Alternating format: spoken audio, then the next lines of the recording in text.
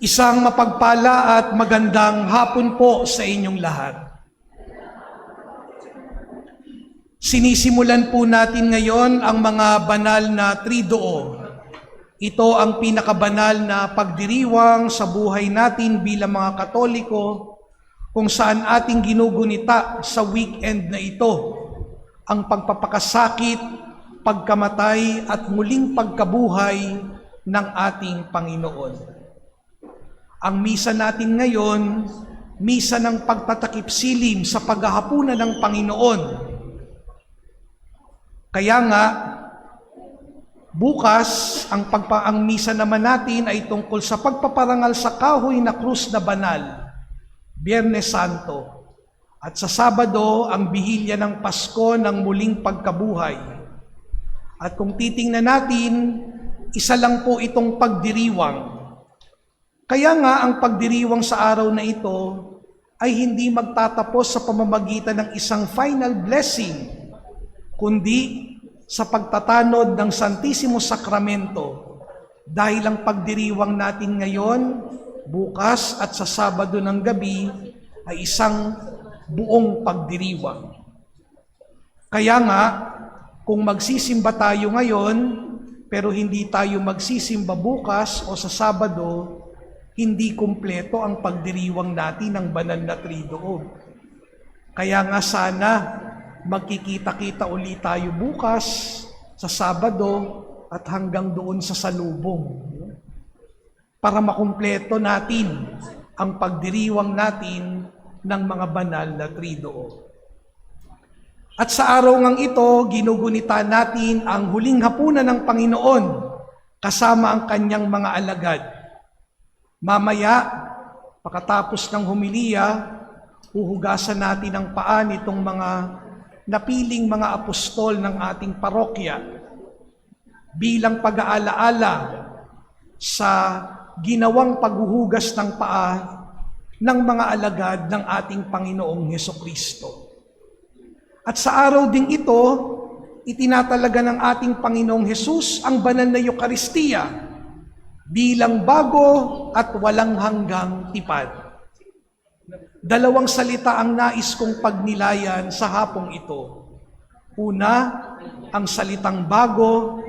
Pangalawa, ang salitang walang hangganan. Mga kapatid, bago. Ibig sabihin, hindi po luma. Kapag dumudulog tayo sa banal na misa, para na rin po tayong dumudulog sa huling hapunan ng Panginoon. Ito ay parating bago. Kaya nga, ang tawag din sa Eucharistia ay presence, presensya. At kapag ikaw ay present, andyan ang iyong buong katawan, andyan ang iyong buong isip, andyan ang iyong buong puso.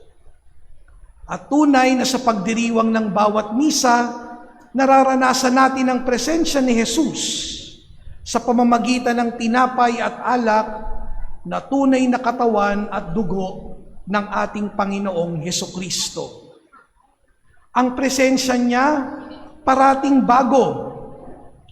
Ang presensya niya laging nakakapagpanibago. Kaya nga ang mahalagang tanong, nararamdaman ba natin ang presensya ni Jesus bilang bago? Sa tuwing tayo nagsisimba, nararanasan ba natin at nararamdaman natin ang presensya ni Jesus? If Jesus is present, are we truly present? Isang bagay na magandang tingnan, mga kapatid, ay ang ating disposisyon, lalong-lalo na kapag tayo po ay nagsisimba. Nailalagay ba natin ang ating puso at isip sa ginagawa nating pagsamba, or we just go through the motions? Mga kapatid, isa sa mga tukso ng makabagong panahon na ito, parati po tayong nagmamadali. Lahat instant, di ba? Merong instant noodles. Pag gusto mong kumain, hindi ka nabababa ng sasakyan. Meron ng drive-thru. Lahat para sa ikagagaan ng buhay natin sa convenience ng tao, nagmamadali. Kapag ayaw ng magluto, kakain sa labas, o di kaya naman magpapadeliver ng pagkain.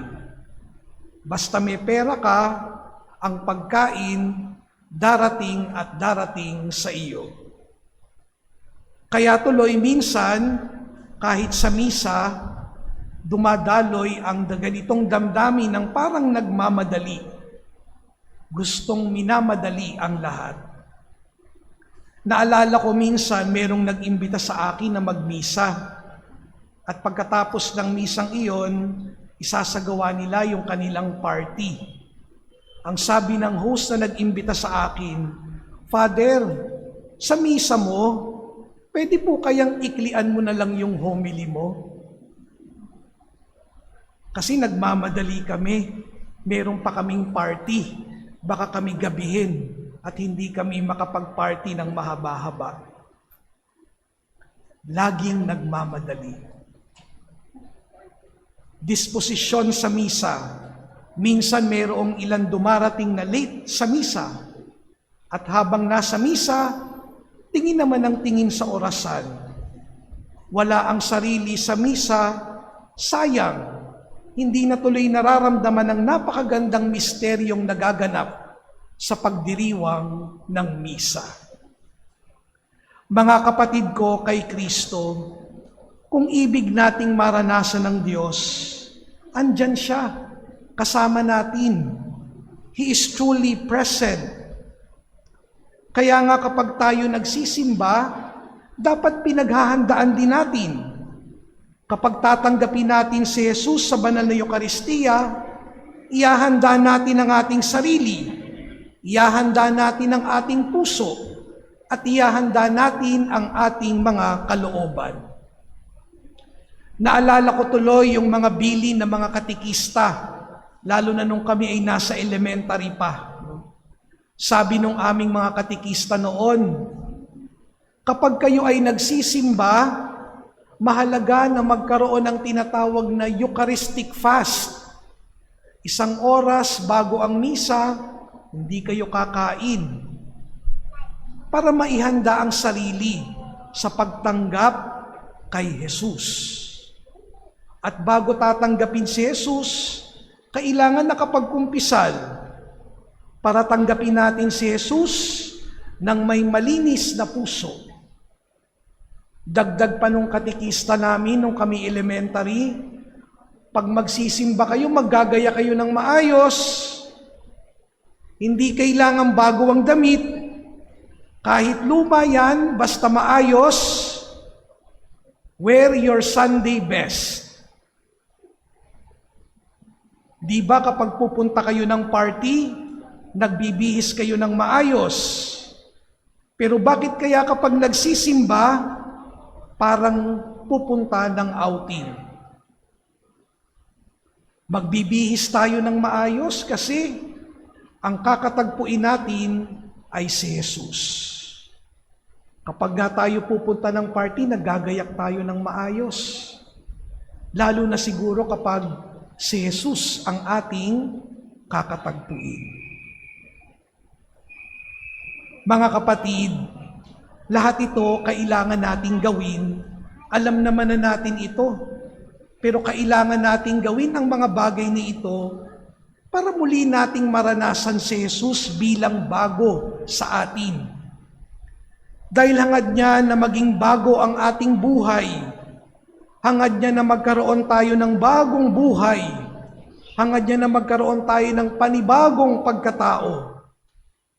At isa sa mga biyaya ng mga mahal na araw ay ang magkaroon tayo ng panibagong sigla, panibagong pagkatao, dahil meron tayong mga bagong karanasan ng Diyos. Kaya nga huwag kayong papayag na matapos ang mahal na araw na ito nang wala kayong bagong karanasan ng Diyos. Kailangan nating maranasan muli ang bagong presensya ng ating Panginoong Hesus sa ating mga buhay. Pangalawa, Ang Eukaristiya ay hindi lang bago, ito ay walang hanggan. Minsan sinabi ni Santa Catherine Drexel, and I quote, "The Eucharist is a never-ending sacrifice. It is a sacrament of love, the supreme love, the act of love." Mga kapatid, hanggat nakikita natin ang banal na Eukaristiya at nararanasan natin ang Eukaristiya, yan ay paalala sa atin ng pag-ibig ng Diyos na hindi nagtatapos at walang hanggan. Hindi nagtatapos at walang hangganan. Hindi nga ba kapag mahal mo ang isang tao, kapag mahal mo ang mga kasama mo, hindi mo alintana ang oras. Matagal na kayong magkasama, pero hindi mo nararamdaman, hindi ka naiinip. Sa mga dalaga, kapag kasama ninyong inyong nobyo, parang ang tagal ng oras. No? Hindi nyo namamalayan, matagal na pala ninyong kasama. Kasi hindi mo alintana ang oras kapag ikaw ay nagmamahal. Kapag merong mga outing, kasamang mga kaibigan, minsan sinasabi natin, ay bitin, gusto ko pa sana siyang kasama. Ayaw na nating matapos, ayaw na nating magwakas, dahil mahal natin yung kasama natin. Pero mga kapatid, minsan ang pag-ibig ng tao, kung ang pag-ibig ng Diyos walang hangganan, ang pag-ibig ng tao may hangganan o naglalagay ng hangganan. Kapag ang isang tao nakaranas ng sakit, napagtaksilan, ayoko na, tapos na tayo, ayoko na sa'yo. Tuloy may mga magkasintahang naghihiwalay, magkakaibigan na nagkakasuway. Yung commitment natin minsan sa bukasyon, pwedeng manamlay. Nung isang araw lang, meron akong nakausap, nagkumpisal sa akin, "Father, matagal na kami ng asawa ko. Magkasama kami sa isang bubong, magkasama kami sa isang bahay. Pero para na rin kaming hiwalay. Dahil wala na kaming pakialaman sa isa't isa. Parang tapos na kami." Kapag mahal mo, hindi mo hahayaang matapos. Kapag kasama mo ang mahal mo, ayaw mo nang umalis doon. Siguro yun ang naramdaman ng mga alagad nung kasama nila si Jesus sa huling hapunan. Last na ito, nagpapaalam na si Jesus sa atin, sana wag nang matapos ang sandaling ito. Pero kailangang mangyari ang plano ng Diyos at itutuloy ng ating Panginoon ang plano ng Ama. Kaya nga, itinalaga ni Jesus ang huling hapunan. Tanggapin ninyo ito bilang pag-aalaala sa akin. Hanggat tinatanggap natin ang katawan at dugo ni Kristo, naalala natin ang kanyang walang hanggang pagmamahal, ang kanyang walang hanggang tipan. Kahit pa sa gitna ng kasalanan, kahit pa may pagtataksil si Judas Iscariote, kahit pa may pagtanggi na gagawin si Simon Pedro, ang pagmamahal na ito ay hindi magwawakas. Ang pagmamahal na ito ni Jesus ay walang hangganan. Ang pagmamahal na ito ni Jesus, naglilingkod, hindi tumatalikod. Nag-aalay ng sarili, nagbibigay ng sarili. At yan din ang hamon sa atin. Maglingkod ng magiliw, magbigay ng sarili, magmahalan kayo, gaya ng pagmamahal ko sa inyo. Love expressed not only in words, but in deeds. Sa ilang sandali, isasagawa natin ang pagsasariwa, no? yung paggunita natin ng paghuhugas ng paa ng mga apostol ng ating Panginoon. At habang ginagawa natin ito, isipin natin at pagnilayan natin yung mga karanasan natin ng Diyos. Yung mga karanasan natin na kung saan naranasan natin na ibinigay ni Jesus ang kanyang sarili sa atin. Patuloy po siyang nagpapamalas ng kanyang pagmamahal. Love expressed not only in words, but in deeds. Sa ngalan ng Ama at ng Anak at ng Espiritu Santo.